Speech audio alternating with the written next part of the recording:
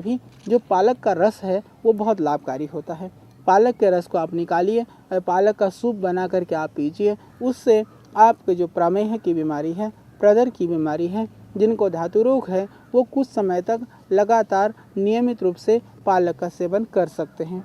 इसी तरह से जिनको पथरी की शिकायत है वो पालक को जड़ से उखाड़ करके इसको धो करके आप बिल्कुल अच्छी तरह से सील में कूट करके रस निकाल करके 20-25 ml प्रतिदिन यदि पालक के रस को पिला दिया जाए तो निश्चित रूप से आपकी गुर्दे की जो पथरी है, किडनी की पथरी है, वो निकल जाती है। बहुत ही उत्तम औषधि है पालक आपकी पथरी के लिए। हालांकि जिनको गाल स्टोन है, स्टार्टिंग की स्थिति है, क्योंकि इससे एसिड भी कम होता है तो उसमें भी इससे लाभ होता है। परंतु जो लोग बड़े बड़े दावे करते हैं कि बड़ी बड़ी हमने पित्ताशय की पथरियाँ निकाली, उसके संदर्भ में एक बात जरूर निवेदन करना चाहूँगा कि गाल ब्लैडर में ऐसी जगह नहीं होती है जिसमें से साबुत की साबुत पथरी निकल जाए। हालांकि जैसे पत्थर चिट्टा के पत्ते हैं या पालक के पत्तों का सोरस है, ये सब उस पथरी को धीरे धीरे डिजॉल्व कर देता है, उसको घुल करके पुनः वो पित्त के रूप में बाहर निकल करके आ जाता है। छोटी पथरी होने पर, बहुत ज़्यादा स्टोन होने पर हम उस विषय में निश्चित रूप से ये नहीं कह सकते कि वो पथरियाँ सब खत्म हो सकती हैं। और तीसरी चीज़, जिनको कब्ज है उनके लिए पालक रामबाण है, बहुत ही एक अच्छी औषधि है।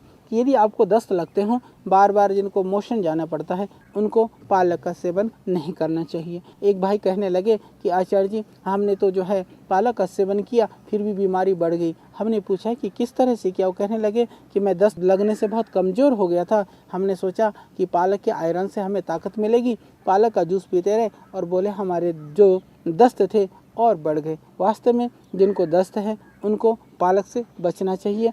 जिन लोगों को आंतों में अल्सर हो, अल्सर में क्योंकि पालक थोड़ा तीक्ष्ण होता है, ज़्यादा आयरन की वजह से शायद मैं समझता हूँ कि अल्सर के रोगियों को पालक नुकसान करता है। तो जिनको आंतों में बहुत ज़्यादा इन्फेक्शन है, सूजन है या अल्सर टाइप जैसे जो बीमारियाँ हैं, उन लोगों को पालक का सेवन नहीं करना चाहिए।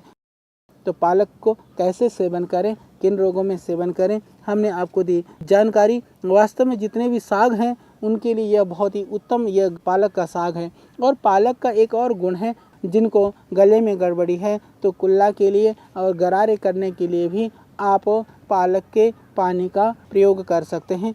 पालक को आप उबाल करके नमक डाल करके उसके काढ़े का गरारा कर सकते हैं, उससे आपका जो है खराब गला ठीक हो जाएगा। पालक का रस बहुत ही लाभकारी है, बहुत ही गुणकारी है। इसी तरह से पालक का रस निकाल करके यदि आप फेस पर धीरे धीरे मालिश करते हैं तो इससे नेचुरल ग्लो आना शुरू हो जाएगा। तो चेहरे की कांति के लिए भी पालक को पीस करके आप चेहरे पर लगा सकते हैं। उसके रस को बहुत ही लाभकारी है, बहुत ही गुणकारी है। तो ध्यान रखें, हमारी यह साग सब्जियां, यह सभी जो खाद्य पदार्थ हैं वह भी औषधीय गुणों से बहुत ही भरपूर हैं, बहुत ही लाभकारी हैं। तो हम इनके गुणों को ख़त्म ना करें, तल करके, भून करके या बहुत ही ज़्यादा मिर्च मसाला डाल करके, तो हम प्रयत्न करें कि जितने भी खाद्य पदार्थ हैं उनको प्राकृतिक रूप से ही हम सेवन करें, तो हमें ज़्यादा लाभ मिलेगा, ज़्यादा उससे हमारा जो स्वास्थ्य है वो ठीक रहेगा।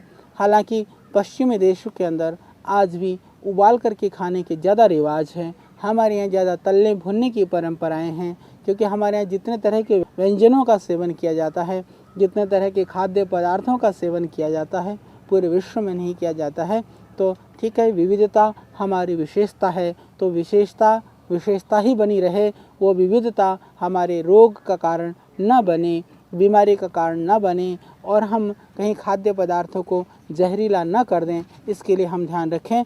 और जिनको पेशाब खुल करके नहीं होता है, जिनको पेशाब में जलन होती हो, जलन की वजह से आप बहुत ज़्यादा परेशान हो, तो पालक को कूट करके रस निकाल करके आप पिएं। इससे पेशाब की जलन भी ख़त्म हो जाएगी और पेशाब भी खुल करके हो जाएगा। यह बहुत ही लाभकारी है, क्योंकि यह बहुत मूत्रल है और पथरी जैसे रोग के लिए भी यह बहुत ही कारगर है। आपने पालक की सब्जी तो खाई होगी,